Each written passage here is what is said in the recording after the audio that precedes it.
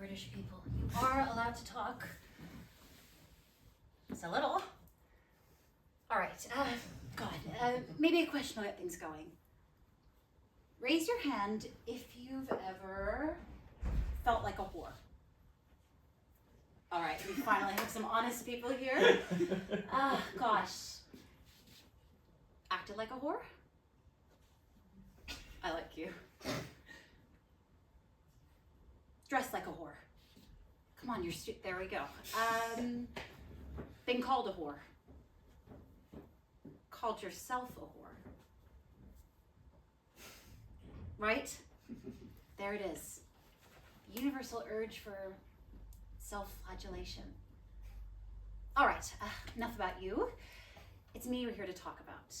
So I suppose you're all wondering why you're here. Well, imagine I'm Circe, and you are all feckless sailors that have been marooned on my shores, because you are all test audience of sort. I've written a television pilot and compiled the most divine of pitch decks, and as pitching ideas to producers is arguably the trickiest leg of the production process, I've decided to test it all on you first. All right, shall I begin? Presenting Me and My Year of Casual Monasticism. Me and My Year of Casual Monasticism is a satirical piece inspired by,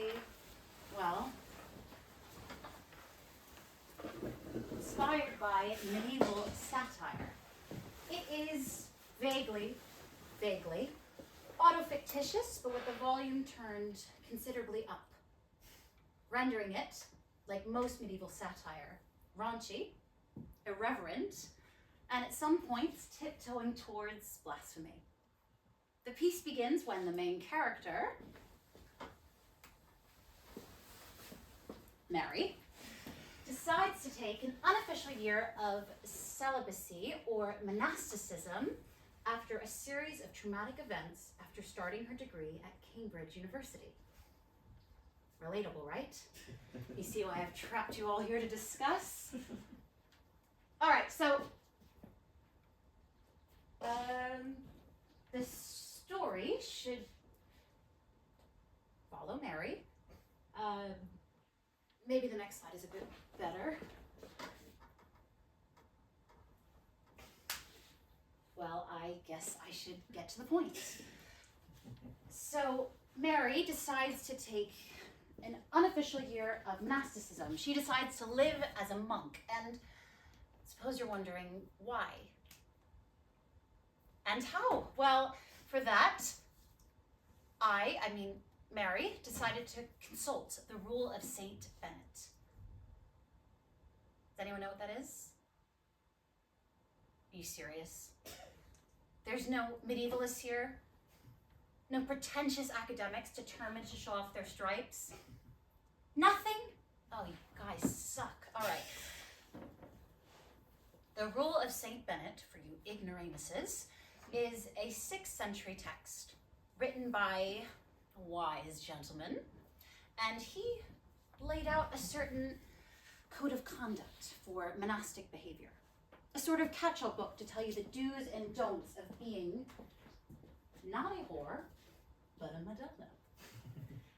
And I guess what I'm trying to tell you guys is that in this series, in each episode, Mary will, learn something. Oh God is pissed. Jesus. Mary will be stuck between acting as either an improper whore, but she will learn a rule from the Rule of Saint Bennet. All right, guess I should give you guys an example. On my very first day, I learned the truth of rule number 43. God hates me, doesn't he? Whatever word they have on hand,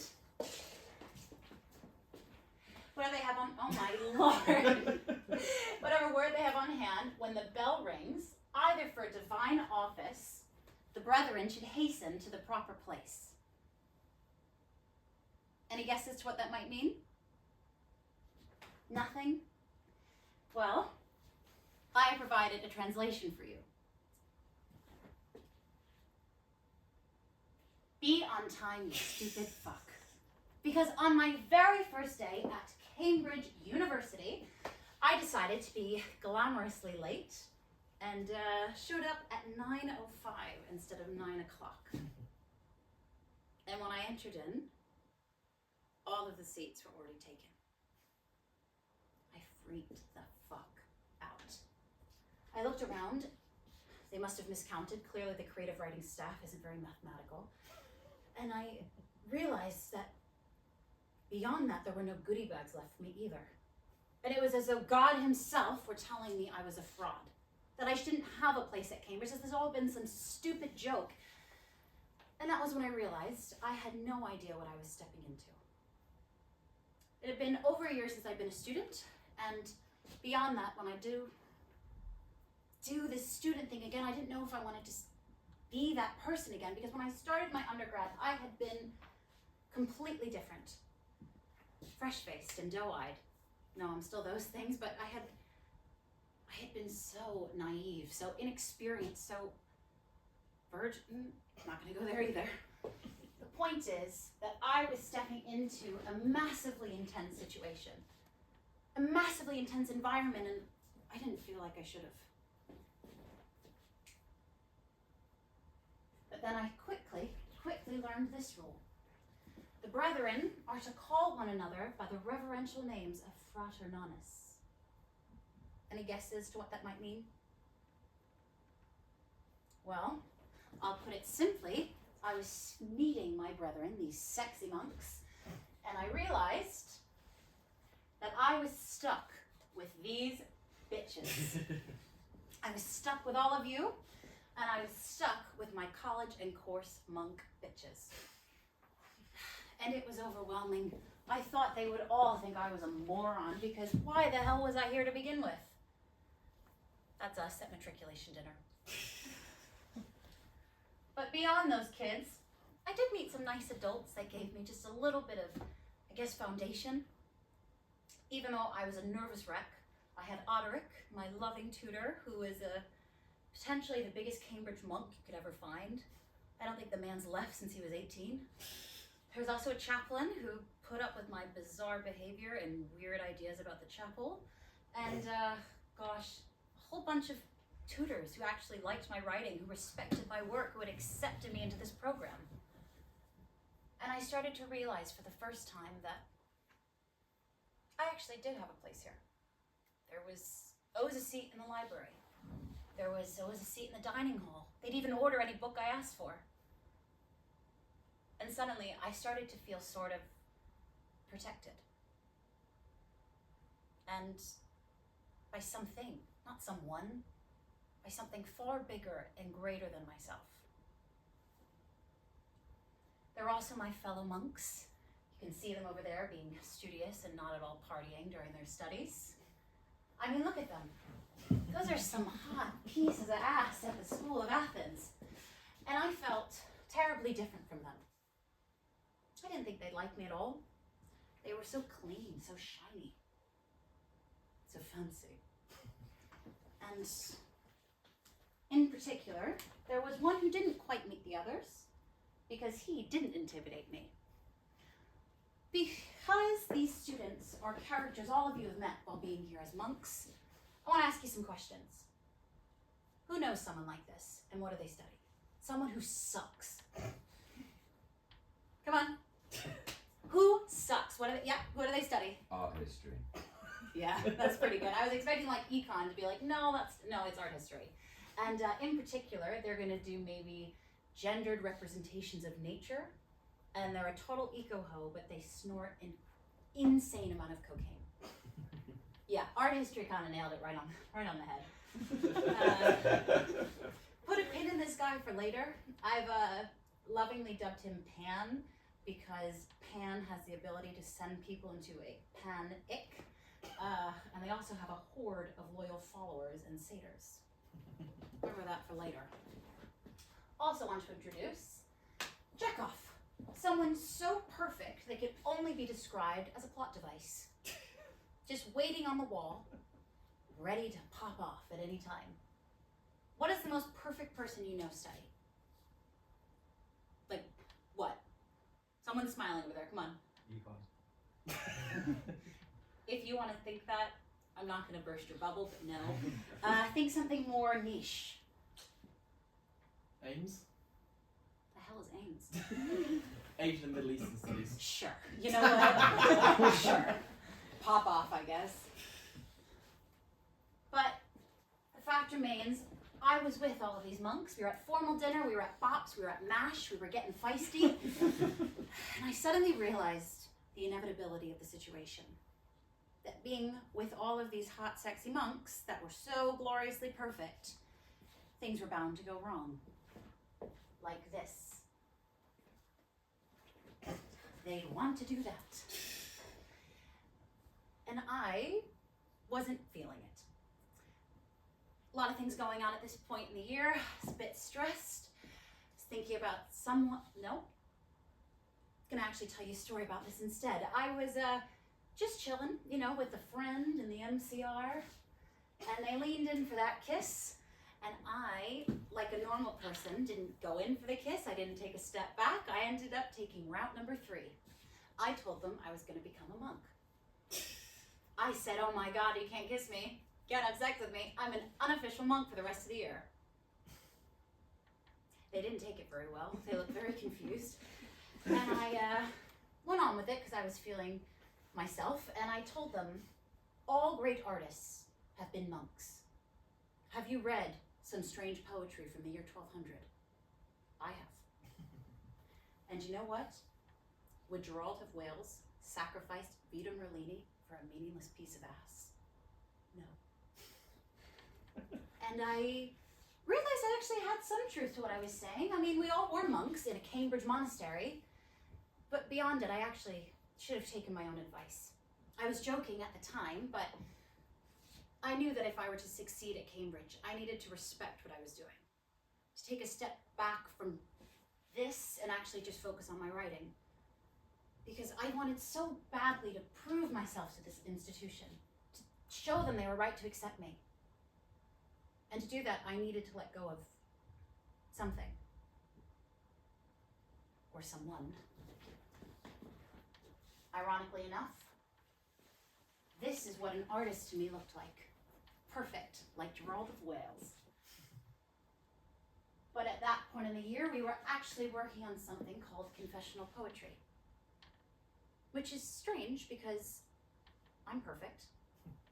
I don't have anything to confess. Right? Yeah, I'm full of shit because I had precisely one giant, hunking piece of crap to confess. Poseidon. Named for his blue eyes, a stormy demeanor, and unfaithful patterns of behavior, he was tall, tempestuous, and biblically buff. And he sucked. He was ultimately an absolute piece of shit. Wait a second. How many of you guys were in relationships before coming here to Cambridge? Living in sin, right? All right. Another question. How many of those relationships lasted? Yeah. Oh. I think you're lying, so I'm going to go with that for now because, right. Most of you put your hands down because it's highly improbable, unless you're that stud, that your relationship's going to go any farther than a brief dream at the beginning of your studies.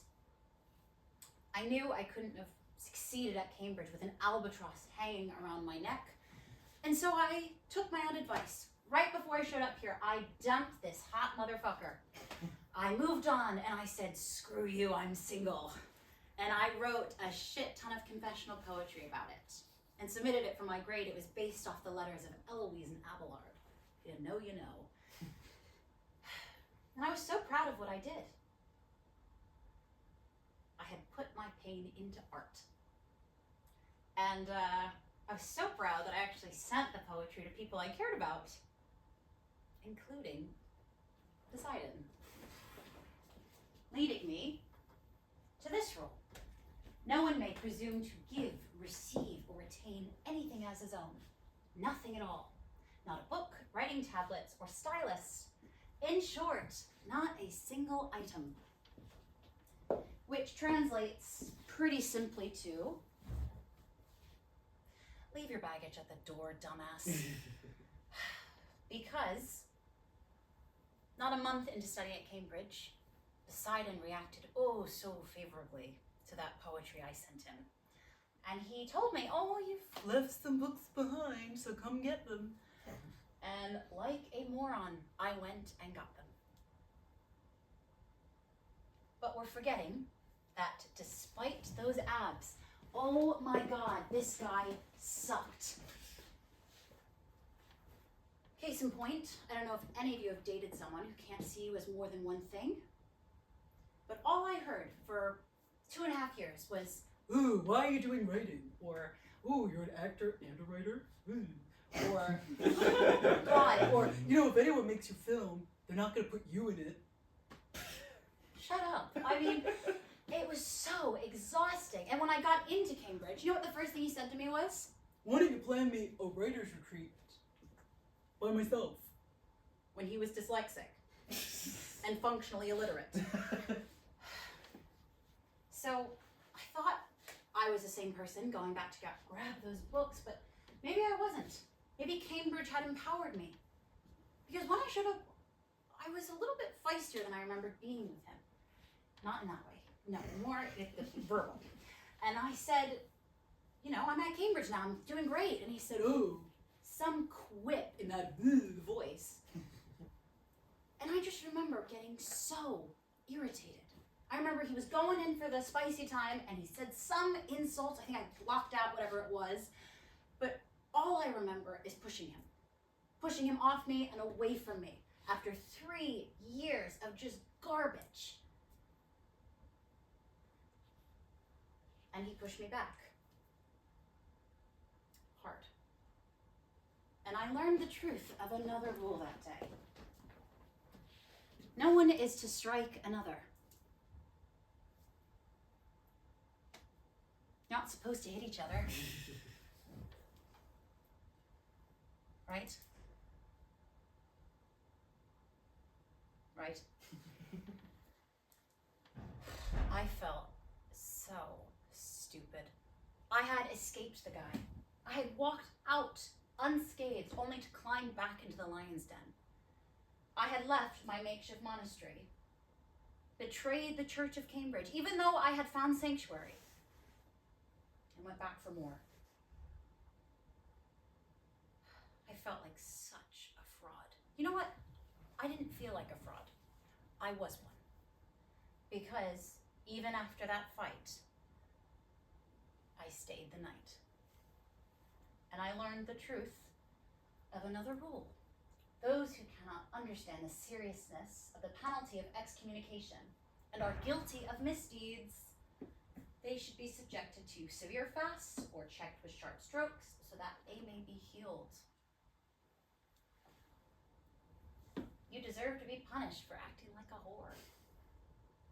And boy, oh boy, did God or the universe or frickin' Cambridge know what to punish me with. Because at that point, I had no one to talk to. I learned no one is to defend another in the monastery, not even if they are of near kindred. You're on your own, bitch. I mean, I couldn't talk to my mom. She'd absolutely kill me. My dad was a figment of my imagination. My sister, she thought I went to Oxford. My grandmother thought I was the devil for studying creative writing, and I dealt with months and months of my lack of career choices being questioned. So my family was a non-entity, and I couldn't very well speak to those perfect, shining monks. What was I supposed to do? Go to Oderick, my tutor, and say, oh, this piece of shit ex-boyfriend pushed me? What was I supposed to do? Go to Chekhov, Jesus, the Messiah himself, and admit that I was stupid? All of those monks seemed completely untouchable and far too clean to deal with this stupidity. So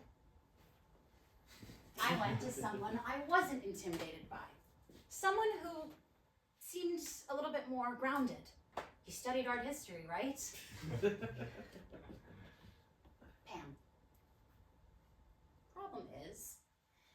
Pan sucked. And I don't know if you guys have been vulnerable in front of a guy who sucked, who was an opportunistic motherfucker, who pretends to be empathetic and listen for about 5 minutes before going in for that infamous kiss. Well, I did, and I went back in for it. Just briefly, ish. You know, kiss or 2 or 4, and then I stopped it, and I said, you know what, I'm a monk. And, you know, I'm with God now. And I don't know if you've ever rejected, after mildly leading on, a horny 20-something-year-old boy. Don't recommend it, because I learned the truth of this rule. Monks should diligently cultivate silence at all times, but especially at night, especially in spicy circumstances. Because, please shut the fuck up and do not confess to someone who doesn't deserve it. I mean, all of you, I'm positive, please say yes, because I'm going to feel stupid if you don't, that you have told someone something you shouldn't have when you first arrived here at Cambridge. No one raised their hand, thanks for that. But basically, Pan decided to use what I had told him against me. I was suddenly being threatened. He told me that if I told anyone what happened between us, he would tell everyone about Poseidon. And I don't regret many things, but I do regret not telling him to go fuck himself. No, in that moment I panicked, and I really told him, you know what, fine. I appeased him. I told him, you know what, don't worry about it. Lips sealed, I silenced myself. But it didn't feel good. And at this point in the year, I was kind of stressed. Yeah, I was not doing well. Too much had happened in a short period of time, and I was joking about the monk thing at first, but at this point, men looked to me like this, succubi, ready to impregnate me with demon babies. They seemed repugnant, repulsive. I didn't even want to look at myself in a mirror, let alone through the eyes of men. I didn't want to be desirable. I didn't want to think about how I could better look good at that Bach or formal. And I wandered into the chapel one night and found sanctuary. I realized I actually could be a monk for a year. It would get men to leave me alone. It would give myself a break for trying to be so perfect in their eyes all the time. But beyond that, I didn't want people to think I was weird. Didn't want my past with Poseidon to color people's perceptions. I just wanted to be seen as me. Just me. And in that chapel, I realized becoming a monk was the way to go. So I was a perfect student. Look at me studying.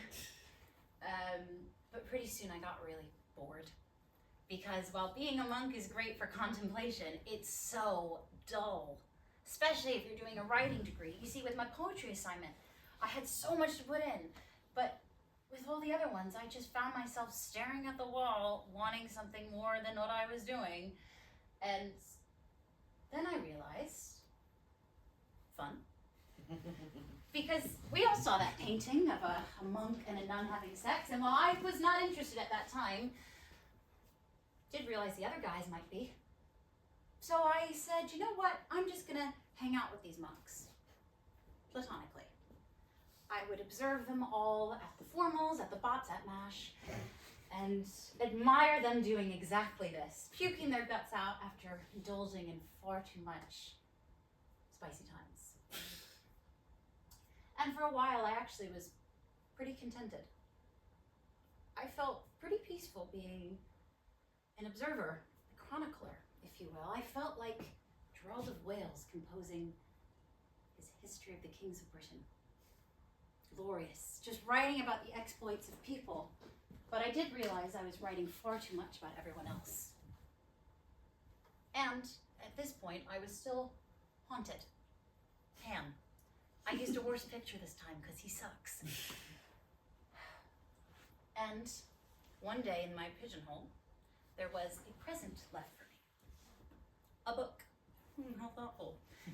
But it wasn't, you know, the Confessions of St. Augustine. It wasn't the Rule of St. Bennet. No, it was a book about an abusive relationship.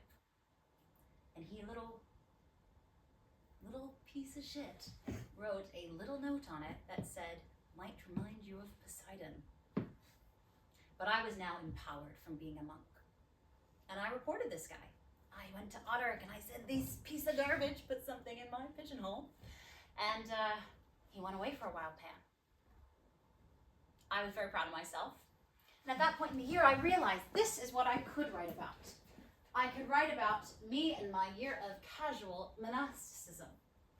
Not dealing with men for a year, finding empowerment, finding my voice, learning to stand up to Pan. And very excitedly, I told a lot of people about my idea. I said, ooh, I've been boring this year, and I'm gonna write about it. And I got a lot of weird looks. Not the typical weird looks from that lovely monk I started telling this story to earlier, but no, like a weirder look. They kept asking me questions, saying, oh, you didn't date all year? And I said, no. Am I that hot? What's going on? And they said, no. And they kind of turned away, and I realized it seemed like I had a red A printed on my chest. And that's when it hit me. Another rumor had spread. Not about Poseidon, no. Pan had crafted something even better in revenge for me reporting him. He made up something so salacious, so spicy, including me and him. I wish it had been true, because I would have been far more fun as a person. And I won't even repeat it here, because whatever's in your mind, it's probably even spicier. And I felt so defeated. Panicked, I ran right to Otterick, my tutor, weeping. I don't know if you guys have ever wept in front of a 7-year-old Selwyn monk, but my God, he looked at me like I had horns out of my head. But he was very kind. He said, no one's heard about it, don't worry. And I would recommend a break from Cambridge. And on my way out of his office, he handed me a pamphlet on travel grants.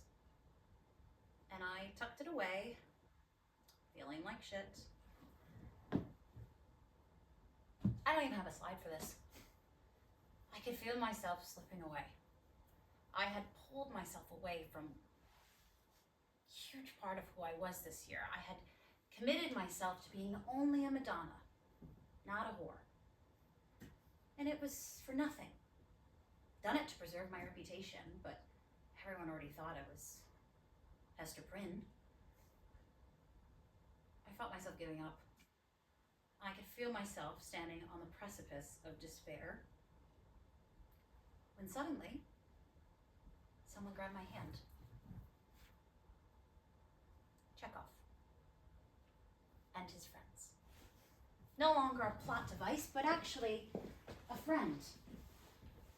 Call it magic, timing, luck, general kindness, but he took me under his wing, and I began to live again as a real Cambridge student, going to Mayballs, going to picnics, garden parties, punting to see fireworks, going to Grantchester. All the things I should have been doing all year instead of punishing myself for the sins of others. Look at us, frolicking with penises. Totally platonic frolicking, but frolicking all the same. I did actually end up winning that travel grant.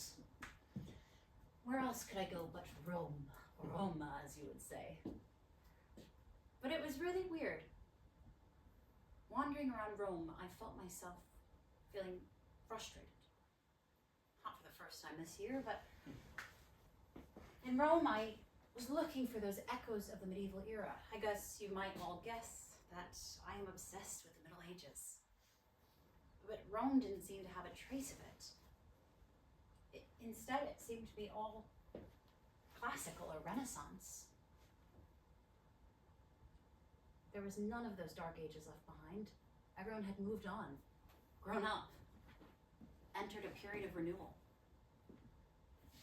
This is when I learned the truth of the final rule of St. Bennet. In the summertime, The above-mentioned lessons should not be read, but one of the Old Testament should be said by heart instead.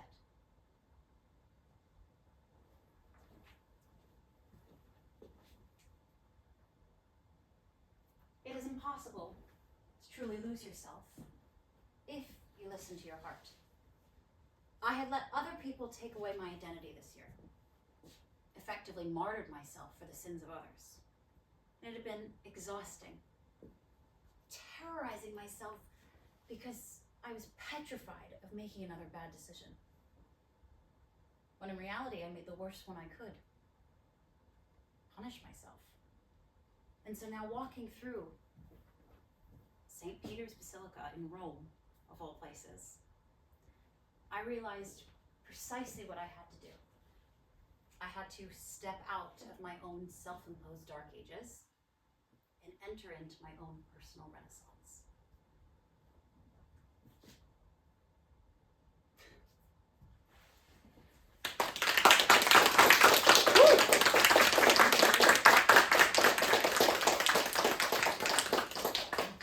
Thanks for coming. Anyway, talk amongst yourselves now. Yay, everyone came. I'm gonna give everyone a big hug. Hello. Thank you. I just saw you at black. You were late.